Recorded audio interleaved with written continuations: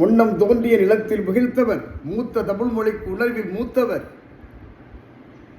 தென்னம் பாண்டியர் குமரி குடிவியர் திசையெல்லாம் பரந்துலகை அளந்தவர், எண்ணர் இங்கிலீசை நாடகம் யாத்தவர், இந்திய நாவலன் தேயத்து இரவையர், என்ன வியப்படாயுது இவர்கள் தமிழர்கள், வான்மிகில் மலைகளை வாழ்வை தொடங்கியவர், வளர்ந்தொரு குறிஞ்சியில் காதலை உணர்ந்தவர், இன்னரும் முல்லை மருதம் நெய்தல் இவற்றை தீர ஆய்ந்து நல் இல்லற வகுத்தவர், காண்தொரு பொருளையும் கலனையும் கண்டவர், கடலின் பரப்பையும் கடந்தையில் சென்றவர். ஏன் தம்பி தெரியுமா? இவர்கள் தமிழர்கள். இந்த வரலாற்று உண்மையினை உலகம் உணர்ந்து கொண்டிருக்கிறது. ஆய்வுகள் நிரூபித்துக் கொண்டிருக்கின்றன. உலகின் தொன்மையான இனம் தமிழ் இனம், அது பேசிய மொழி தமிழ் என்று எல்லோருக்கும் தெரிகிறது.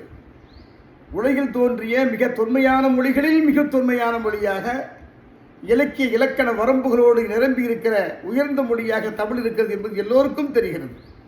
உலகத்தின் முதல் மொழி தமிழ் இந்தியாவில் பிறந்திருக்கிறது என்பது இந்தியாவின் பெருமை என்று தலைமை அமைச்சர் மோடி அவர்கள் கூட எல்லா மேடைகளும் சொல்லி பெருமிதம் அடைகிறார். இப்படி அறிவார்ந்த பெருமக்கள் எல்லாம் போற்றுகிற உயர்ந்த தொன்மையான மொழியாக இருக்கிற நம் தமிழ் மொழியை பற்றி ஏன் சொல்லிக் கொண்டிருக்கிறோம் தெரியுமா? அப்படிப்பட்ட தமிழ் மொழிதான் கோயில்களில் வெளியே நிறுத்தப்பட்டு சமஸ்கிருதம் உள்ளே உட்கார்ந்து கொண்டிருக்கிறது என்கிற செய்தி மனசை உறுத்துகிறது என்பதனை இந்த காலம் நமக்கு கற்பித்திருக்கிறது. தமிழே கோயில்களிலும் ஆட்சி மொழியாக வேண்டும், தமிழே இந்தியாவின் ஆட்சி மொழியாக வேண்டும், தமிழே நீதிமன்றங்களில் வழக்காடு மொழியாக வேண்டும் என்பது தமிழர்களுடைய தீராத ஆசை. அதற்கு தகுதி தமிழுக்கு இருக்கிறது.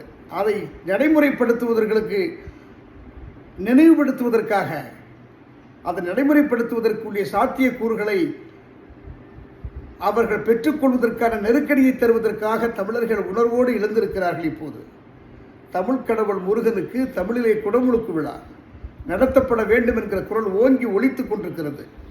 தமிழ் கடவுள் முருகன் தமிழை வடிவமைத்தவர்.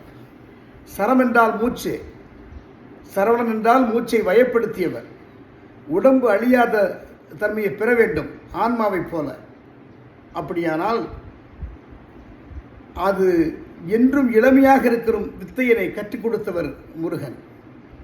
கற்பூரம் போல் கரைந்து இந்த பிரபஞ்சம் முழுக்க வியாபித்திருக்க வேண்டும் என்பது அவர் நாம் கற்றுத்தருகிற பாடம். அந்த முருகக் கடவுள் 9000 ஆண்டுகளுக்கு முன்னால் வாழ்ந்த தமிழ் சித்தர், தமிழர் தலைவர் அருணகிரிநாதர், போகர், ஔவையார் போன்ற ஞானிகளுக்கெல்லாம் பிரபா தீட்சை வழங்கிய பெருமகன்.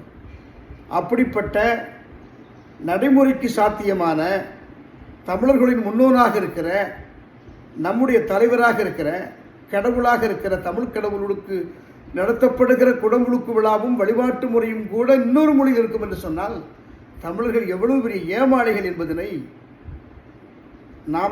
நாமே நமக்குள்ளே கேட்டுக்கொண்டு வெட்கப்பட வேண்டியிருக்கிறது. அதனால் தமிழ் ஆட்சி மொழியாக வேண்டும். தமிழில் குடமுழுக்கு விழா கோயில்களில் நடத்தப்பட வேண்டும். கோயில்களில் வழிபாட்டு மொழியாக தமிழே இருக்க வேண்டும், சமஸ்கிருதம் தள்ளப்பட வேண்டும் என்கிற கருத்தினை நினைவுபடுத்துகிற, அதை நோக்கி செல்லுகிற போராட்ட குணமுடைய இளைஞர்களை நாம் வாழ்த்துகிறோம். நாமும் அந்த சிந்தனையில் வேரூன்றி நின்று தமிழ் இனத்தின் பண்பாட்டு தொன்மையை காப்போம் என சொல்லிக் கொள்கிறேன். நன்றி, வணக்கம்.